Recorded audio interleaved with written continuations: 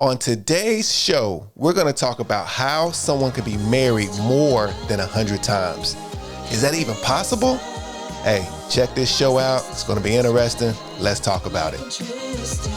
Thank you for tuning in. We are Tristin and Michael, and you are listening to Fuse, transparent conversations for marriage, family, and relationships. We invite you to join us as we discuss topics that are thought about but not talked about. So tell your friends and family to check us out, as well as checking us out on all of your socials and our website, fusedmedia.com.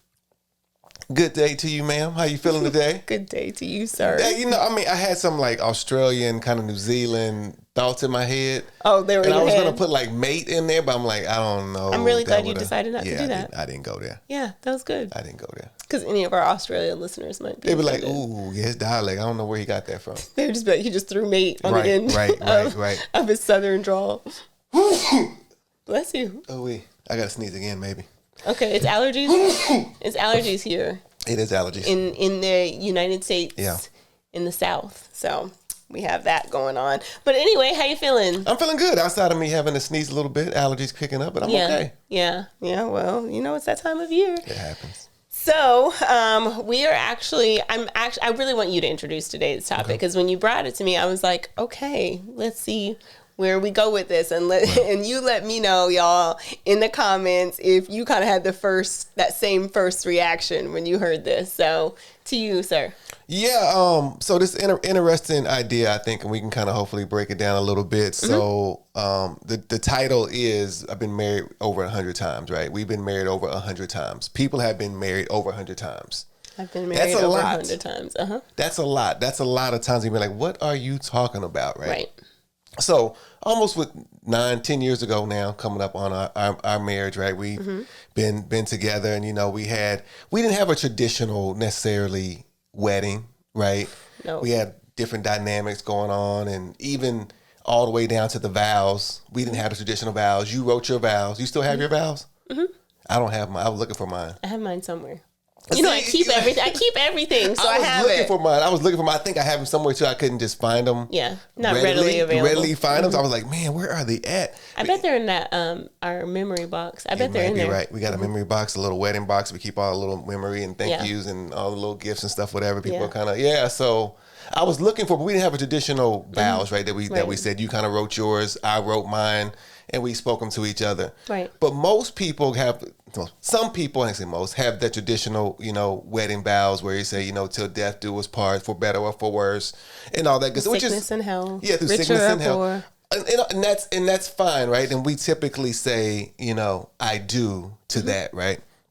But the idea of saying I do to that is like, do you really know what you're signing up for? Mm-hmm. And that's really the question that I wanna try to address, or at least kind of dig into, because saying I do just one time is really probably not sufficient to do. You know what I mean? In a marriage, right? Agreed. It's something that you really are saying I do more than once, and multiple times in a week, month, year, whatever have you. Definitely over decades, you're definitely continuing saying I do. I do. And I want to look at the different ways that we may not realize it. We say I do on the marriage day, which is fine. We should absolutely come in agreement with that. Mm-hmm. But we still got to say it continuously throughout the marriage. Mm-hmm. So that's getting married over 100 times. You're saying I do times.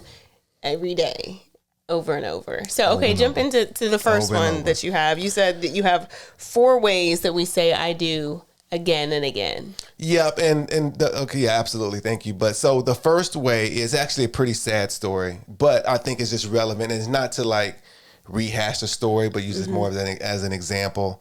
So back in 2007, there was a story broke out that was written about John Edwards by ABC. If you don't know who John Edwards was, or is rather, he's still living. He was a presidential candidate, Democratic presidential candidate, coming up for the 2008 election, this, that, and the other. They thought he was a promising person. This is before Barack Obama and all that good stuff, and Hillary Clinton. He was the one they thought was going to actually step into that next role of being president and running for president. But the story broke out, and there was a story that said, you know what, he actually had an affair with an inspiring actress, videographer, producer, and his wife was sick. not just sick, his wife was terminally ill with cancer, with breast cancer. And I'm going to speculate. This is me. I haven't talked to Mr. Edwards. I haven't talked to the woman, but the dynamic of, if you read the story and kind of understand how it went on, his wife wasn't traveling at the time. She was taking care of her health concerns at home back in, I think it's in North Carolina. And he just had a gap in saying, okay, you know what? I want to be president. And somebody else was filling that particular role from that. Was that a physical need? Was that an emotional need? Was that just a communication need? But end up turning into an affair. And what I'm going to suggest is that, you know what? He didn't initially sign up, say, I'm going to do all these great things. We're going to do all these great things together. Even maybe run for president. That may have been talked about 10 years into their marriage. And they said, we're going to do this. And we're going to do it this way. And didn't say, you know what if she gets sick and she can't come, or she can't go on a journey with you? How do you handle your marriage then? Are you still able to say, I do, even in the event that, you know what, we didn't plan for this. We didn't plan for me to get sick, in her case, you know, to get terminally ill with cancer and not go on a journey with us, or with us as a unit. And I think it's one of them unfortunate things. Like, if you don't think about that prior to marriage, right? And they say everything is good now, right? You're just like, okay, hold on. What happens if my spouse gets sick and I got to take care of them? Will I get worn down? Will I get tired? Well, I look at them differently. Like, it's not something they ask for per se, right? But the idea is that, you know what, can you say I do to that? Instead of just saying I do. Yeah, we say it in sickness and in health, but nobody really says, you know what, if they really get sick, how am I going to process that? Yeah. Right. And I think this is an example that I'm just making as an example. I don't know the man personally, but did he actually say I do to the sickness and health part whenever it actually took place? Yeah. Well, it's really, I remember that. And I think it was a really sad story. I know she later passed away, I think maybe a year or two later, kind of during the proceedings of their divorce. But I think even in that, just kind of focusing on the sickness, how do we respond to sickness in our own spheres? How did we see our parents do it, or aunts and uncles?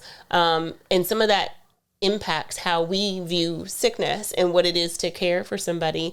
But I think early on, like you said, not only saying it, but even having a strategy, okay, what does this look like in the day to day? So, right. Hey, checking on your spouse. Hey, you have your annual mammogram coming up, or you have your annual prostate exam coming up, or have you gone to your physical? Those kinds of things, because obviously we should be spurring each other to get better. But it does make me think that we don't really consider the depth of our vows, right. Really thinking about what does that look like. And while you were talking, I had this image in my mind of, so everybody in our family likes this movie that came out a long time ago, but it's called Back to the Future. Great movie. Great movie. And the lead character, Marty McFly, was played by Michael J. Fox. And he later found out that he had MS. And as he is struggling with MS, to see how the people in his circle still cared and still loved, and even to now, I think that there's the idea of marriage and community and engaging one another in the conversations about sickness and health, and what does love look like when there are disabilities or things happen. Because I think we always think the "to death do us part," I'll love you forever. Right. And what about what happens in the dash, in the living? What happens if somebody does get a terminal illness, or develop some sort of physical disability or mental disability? I'm reminded, and then I'll let you move on. I'm reminded of a coworker of mine who's kind of struggling with some things within his family with sickness, and to see how he cares for his wife, even from a distance, and to see how much love and how much he's willing to sacrifice, to me is wow. I mean, it's really a beautiful thing, the ways that in which he will amend his schedule, or the ways that he will say hey, I've got these things I have to make sure are taken care of, so that there is no burden on her. I just think is just really lovely. And I think it's important for us to think about those things. And we're talking physical, but what about if there's a sickness mentally? Right. What if there's, what if your spouse goes into a depression? Is it just, well, you got to snap out of it? Or what if they are dealing with something, a disorder that might have been a late diagnosis? What if they have some sort of bipolar or schizophrenia or something like that? How prepared are you truly? And this is not to scare anybody, but this is just to say that love has to be greater than all of these things. It just can't be about the wedding day, which I think is something, probably a point you're making as well. No, absolutely. I guess we're talking about like what we say I do once, but what else are we saying I do too, right? I think that's really just the question we all have to answer. Yeah. And if you already are married, right, you still got to look back, okay, hold on. I said I do, you know what? When we was 20 or 25 or 34, whatever have you, what about, you know, that's like you said, life changes when you're 45, 55, 65, and things are developing like you don't know. Nobody can predict the future, what's going to happen. Are you able to say I do to that, whatever the unknown, really, that's what you're asking, you're signing up for. Yeah. It's going to be some unknown things. Can I still say I do to, right? Outside of somebody abusing you or some infidelity, this, that, and the other, like life's still going to happen. Right. So I think that's something that I would challenge married people that aren't married, definitely think about like, hey, what else could happen that, you know what, I'm probably going to have to say how I do to, right? Just kind of think through that. Just even be a thought in your mind of what else could be there. Yeah, and I think, and I want to say this and we can jump to the next one that you had, because I know you have something on that. But I also, I guess as an aside, think it's also important that we can try to discover as much as we can about our family health history.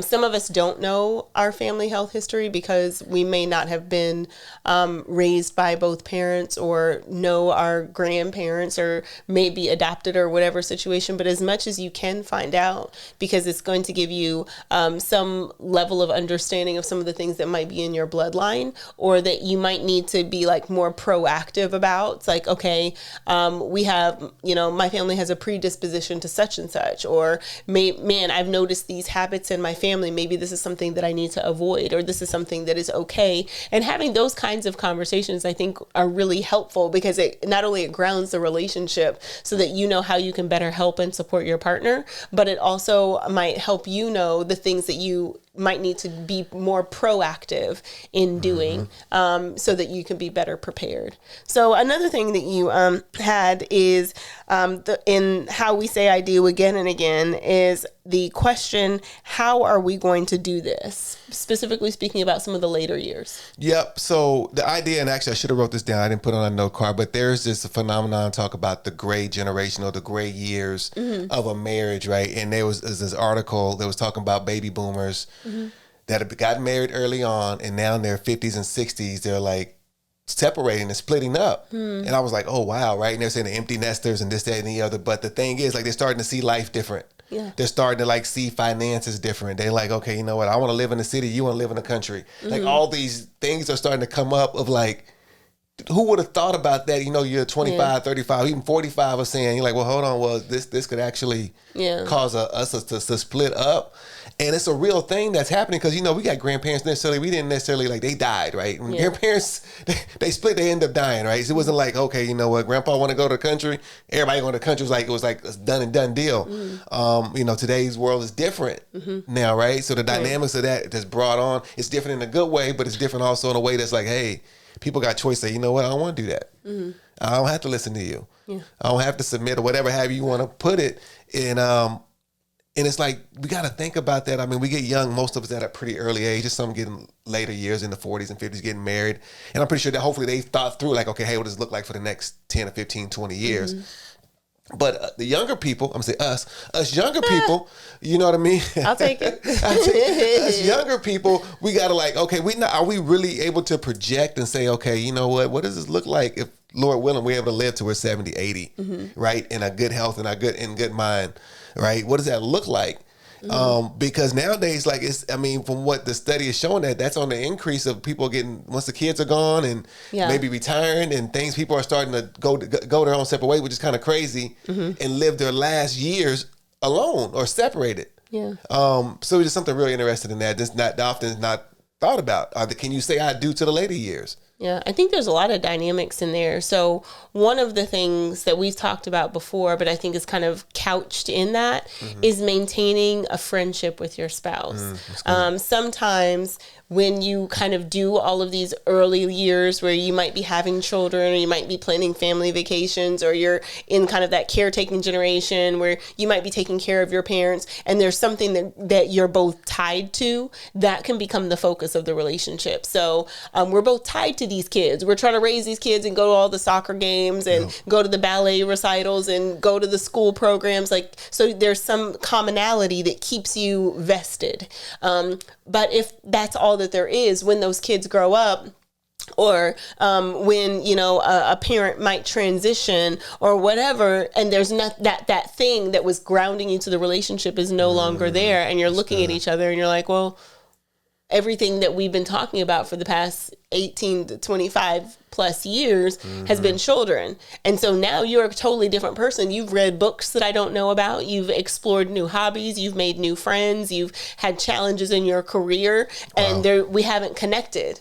We haven't had, you know, the date nights. We haven't really had good conversations that wasn't a logistical conversation. Who's picking up when, where, what bill needs to be paid. So if you lose that, and you lose the friendship, which is the thing that really brought you together in the first place, then there's nothing any longer that kind of keeps you like, hey, I still kind of like this guy, or I'm still feeling this girl. So I think that that's one thing. I think another thing, when you're talking about kind of the later years, I think that this brings about the importance of mentorship, the importance of having older couples in your life, no matter how old you are, having other people, mentors. If you're older, being a mentor, investing, that also allows you to kind of have not only just a point of connection for you, but something else that is granting you value, that, hey, we're an example for people. We are investing into other relationships. We're pouring out the things that we learn.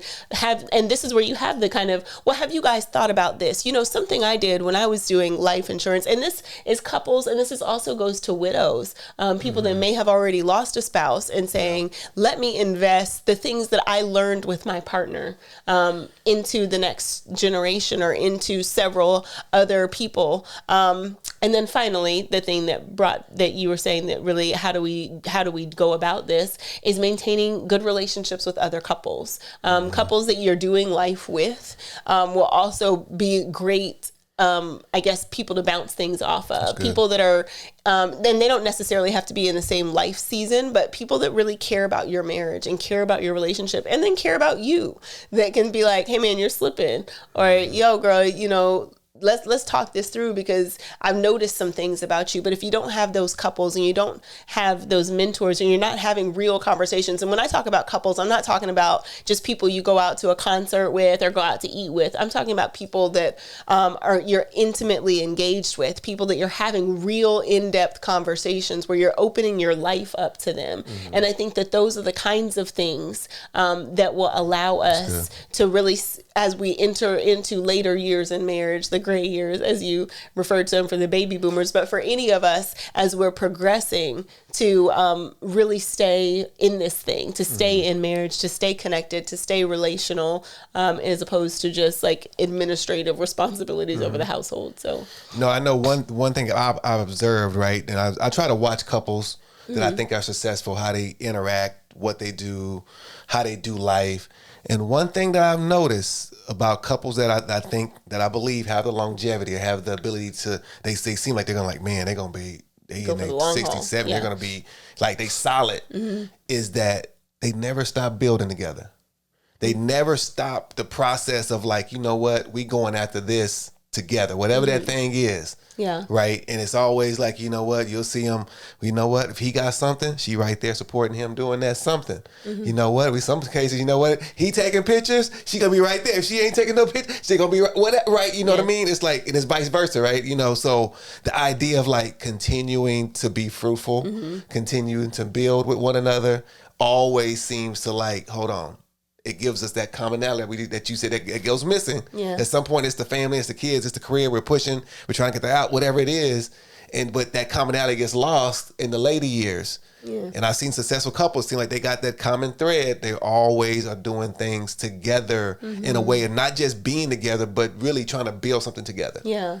I love the idea, like you said, if she's doing this, he's doing this, or vice versa, because it really speaks of that, like that support, that they always know that one has the other's back, and there's not a wedge, there's not a competition between the two, but there's this like, I got you, how can I help build this thing? I'm a part of it. I'm a part of what makes the engine run, versus I'm just observing from the outside. So I really like that. No, it's so bad, right? And I say bad in a good way. It's so bad. Like if you invite one, you're really inviting two. Yeah. Like you start picking up, oh, okay, if I invite him, well, no, she coming too. Yeah. Or if I invite her, oh, no, he coming too. Like even to the idea of saying like, hold on, I mean, they may get offended. It's like, okay, well, hold on, why come she can't come? Well, you know, that's okay. They might even reject, say, no, I can't come, she can't come. And they'll do it very politely. But you're starting to see, like, you know what? No, we don't. I think the mans do that, right? I was thinking about that. If Tamala Mann is doing something, Dave Mann's right there. Right there. You know what I mean? Y'all don't know that them American singers, just said, and the other gospel singers, great family, you know what I mean? It seems like they got a lot of great things going on. We don't know them personally, but know them from afar. But it seems like wherever he's doing, she's there, and vice versa. Yeah. I was thinking of the couple. I wasn't going to call them out, but I was thinking about them when you mentioned that, because I can't help but, and we've seen them in several different instances, and they're always cheering for one another, and they're always right there. If she's singing, he won't.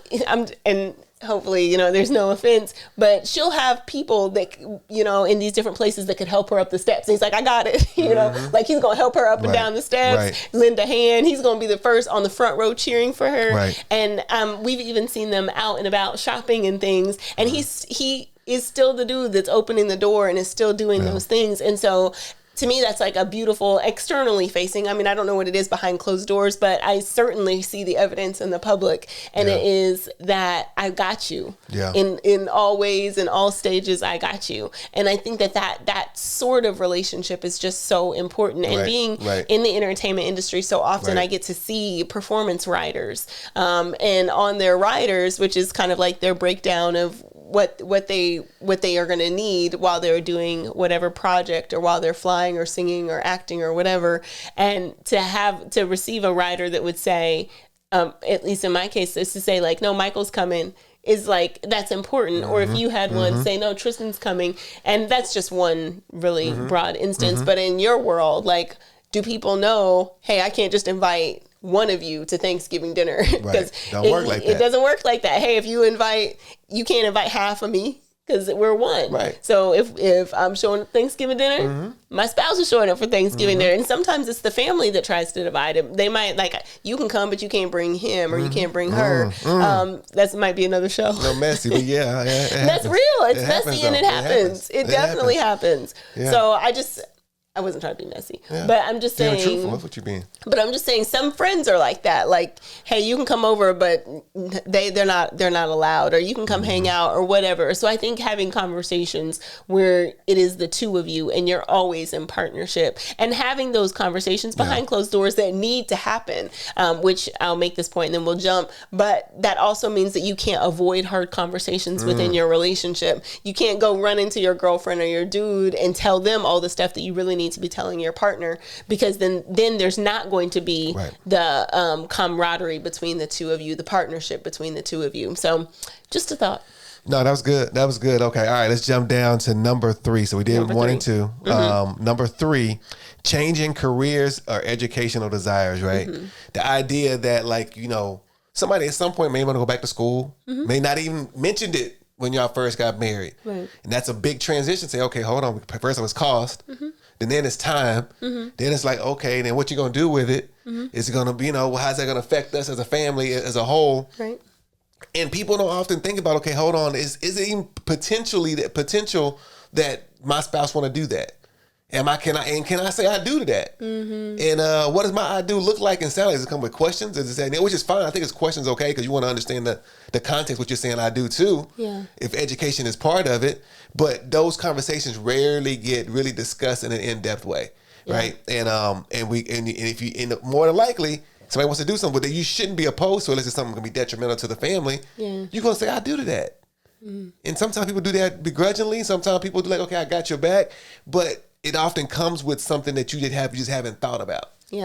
So it's for me, it goes back to like this idea of growth. Like my partner is growing. So if they want to go back, hey, I want to go earn another degree, or I want to shift my career. I don't feel like this is serving me anymore. And you'd be like, wait a minute, I married you as a lawyer. You're supposed to be a lawyer. You're like, that's problematic if you've never thought about like, hey, I'm open to who you are. And some seeds of this, you should see along the way. Like, they're starting to start watching some different things, or might start reading some different things, or having different conversation.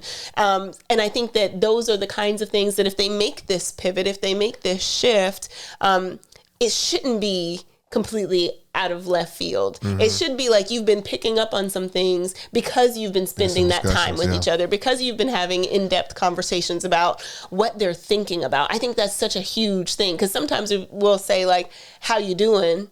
And that's different than what are you thinking? Right. Because you can be fine.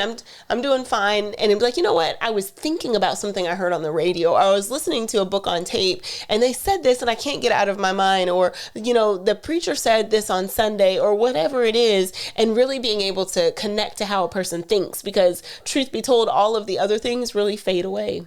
Yeah. At one point in your life, you might enjoy sprinting, and the next part of your life you might not want to be going.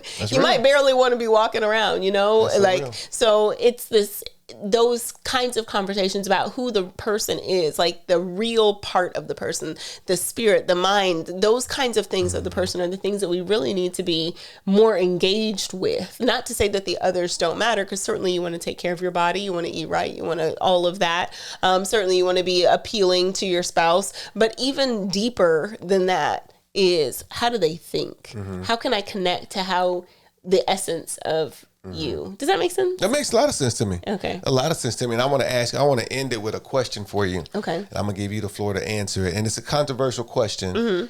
So I don't want to throw you off, but I'm going to put it out there, right? Oh, Lord. It's okay, though. When you say this. It is. I'm giving you time to kind of like. You're giving me time? Yeah. I don't even know the question. You don't know the question, okay. But I think you're going to be able to answer it fine. And the question is, is it okay for a person to say, I do, to a person or to their future spouse that is not going to grow? I'm marrying a person that's saying like, you know what?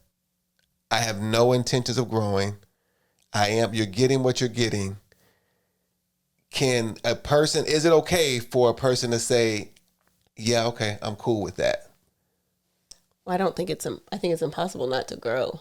I think you're going to shift and change no matter what. That's like saying I'm going to stay in this body in this life stage exactly like this. No, tomorrow I'm a day older. Like a minute from now, I'm different than I was a minute ago. So I guess for the premise of the question, I think it would be very short-sighted just for somebody to say, this is who I am. And this is how some people might have disagreements. Like, this is how I am, take it or leave it. Well, the truth is, that's not who you're going to be a week from now. What if that person really did leave? You're going to have a different kind of set of emotions, set of circumstances, potentially traumas or options. So it's disingenuous and foolish. Am I getting too harsh? No, okay. I think it's foolish to say that this is how I am. And this is just what it is. I think you can lose some good relationships by being unwilling to grow. And I think that you shouldn't sign up for somebody that says that this is how it is, regardless of if it's a woman to her future husband or husband to her future lady. If somebody says, this is how I am, this is just what it is, I think that they're a foolish person, because that's not the truth. Everybody changes and life changes. I think Music Soul Child had a song years ago that says time waits for nothing, and talking about how everything is going to change in time. And I think that that's the case. So you don't be a person that thinks that you're not going to change, because you are, because there's too many things that happen that change us. And we should want to change, and we should want to grow. Did that answer the question? It absolutely did. Okay. So I'm going to have a follow-up question. You got 60 seconds to answer it. Okay. And the follow-up question is, what if you're married to a person that's unwilling to change?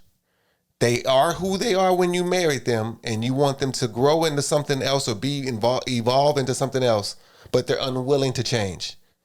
And you said I do to them initially because you're cool with that, but they're unwilling to change. So the question is, what do you do? Can I continue to say I do to the unwillingness to change? I think it's going to be hard. Yeah. I think that's when you have to go get counseling, because I think if you're growing, you can outgrow somebody. Yeah. If they're not willing to pace with you, you can look back and they're still way back there. They're changing, but they're not changing and evolving at the rate that you are. So I think that it can cause some challenges, especially if they're not willing to kind of say, like, I want to grow with you. Maybe I'm not growing as fast, or maybe I have some stubborn ways. Now, having stubborn ways is different than not being willing to change. Because if somebody grows or evolves slower, that doesn't mean that they're not willing. They're just not necessarily at the pace. So sometimes you might have to, my 60 seconds is up, but sometimes you might have to help them out a little bit. Sometimes you might have to, run run the straightaway or whatever. So, okay. I'm done. He's giving me the look. But you can't ask me like those kinds of questions and say 30 seconds. I'm not that girl. Did you have anything you wanted to say? No, it's good. You close it out. Did a great job. Well, there you go. And so if you need counseling, though, sincerely, if you feel like you're outpacing your partner or that they're not willing, you really should consider speaking with somebody. And we always advocate for counseling because we don't want none of us want our marriages to fail, but we certainly know that sometimes we need support and assistance. So thank you so much for joining us today. Make sure that you continue to connect with us on all of our social platforms, as well as check out our website for more content and resources, fusemarriages.com. Let's talk about it.